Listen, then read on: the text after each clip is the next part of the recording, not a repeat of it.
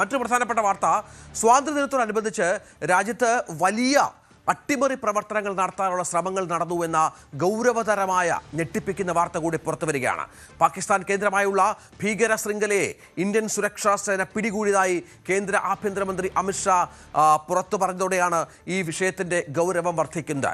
ISIയുടെ പാകിസ്ഥാന്റെ ചാരസംഘടനയായ ISIയുടെ പിന്തുണയോടെ പ്രവർത്തിക്കുന്ന ഷഹസാദ് ഭട്ടി നെറ്റ്വർക്ക് SBNന്റെ 200-ലധികം പ്രവർത്തകരെയാണ് ഇപ്പോൾ പിടികൂടിയിരിക്കുന്നത്. 14 സംസ്ഥാനങ്ങളിലായിരുന്നു ഓപ്പറേഷൻ എന്നാണ് വിവരങ്ങൾ പുറത്തുവരുന്നത്. ഇത് മാത്രമല്ല, ഉത്തർപ്രദേശിലാണ് ഏറ്റവും കൂടുതൽ ആളുകൾ പിടിയിലായിരിക്കുന്നത് എന്നുള്ളതാണ്.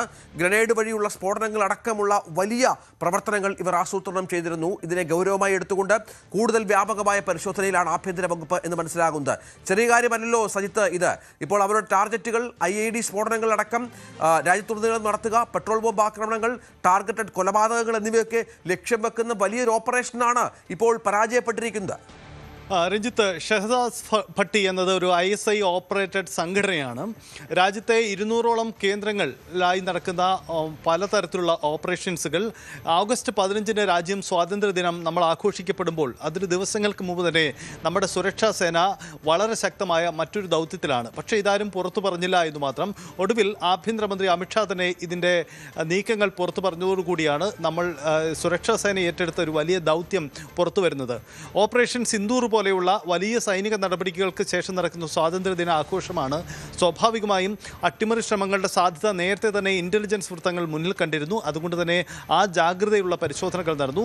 രാജ്യത്തിൻ്റെ പല ഭാഗങ്ങളിലായി പ്രവർത്തിച്ചു വരുന്ന ഈ സംഘങ്ങളെയാണ് പിടികൂടിയത്. ഇതിൽ 2 പേരുടെ അറസ്റ്റ് കേരളത്തിൽ നിന്ന് പോലും ഉണ്ടായി എന്നതാണ് പ്രധാനപ്പെട്ട കാര്യം. ആഭ്യന്തര വകുപ്പാണ് ഇതിൻ്റെ കണക്കുകൾ പുറത്തുവിടുന്നത്. ഇതിൽ പ്രധാനപ്പെട്ട കാര്യം, ഉത്തർപ്രദേശാണ് ഇതിൻ്റെ പ്രധാനപ്പെട്ട കേന്ദ്രം. ജമ്മു കാശ്മീരുണ്ട്, ഒപ്പം തന്നെ ഹരിയാനയുണ്ട്. മേഖലകളൊക്കെ കേന്ദ്രീകരിച്ചുകൊണ്ടുള്ള വലിയ പ്രവർത്തനങ്ങൾ നടത്തി വരുന്ന സംഘങ്ങളാണ് പിടികൂടുന്നത്. CCTVകളൊക്കെ സ്ഥാപിച്ചുകൊണ്ട് വലിയ പ്രധാനപ്പെട്ട വിവരങ്ങൾ ചോർത്തുക, ഒപ്പം തന്നെ പാകിസ്ഥാൻ തീവ്രവാദി ഗ്രൂപ്പുകളുമായി വലിയ തരത്തിലുള്ള ബന്ധം, രാജ്യത്തിനകത്ത് നിന്നുകൊണ്ട് ഇപ്പോഴും തീവ്രവാദ നീക്കങ്ങൾ നടത്തുന്നു. നമ്മൾ തീവ്രവാദത്തെ, വിഘടനവാദത്തെ എല്ലാ അർത്ഥത്തിലും ചെറുത്തു തോൽപ്പിക്കുന്നു എന്ന് പറയുമ്പോഴും അകത്ത് ഇപ്പോഴും ഇത്തരം ചെറു ഗ്രൂപ്പുകൾ പ്രവർത്തിക്കുന്നു എന്ന വലിയ സുപ്രധാനമായ കണ്ടെത്തൽ കൂടിയാണ് ഉണ്ടായിരിക്കുന്നത്. അവർക്കെതിരായ നീക്കങ്ങളാണ് ഉണ്ടായത്. എന്തായാലും വളരെ വിപുലമായ ഒരു ഓപ്പറേഷനിലായിരുന്നു നമ്മുടെ ഇൻ്റലിജൻസും തുടർന്ന് സുരക്ഷാ സേനയും ഏർപ്പെട്ടത് എന്ന കാര്യം കൂടിയാണ് വെളിപ്പെടുന്നത്.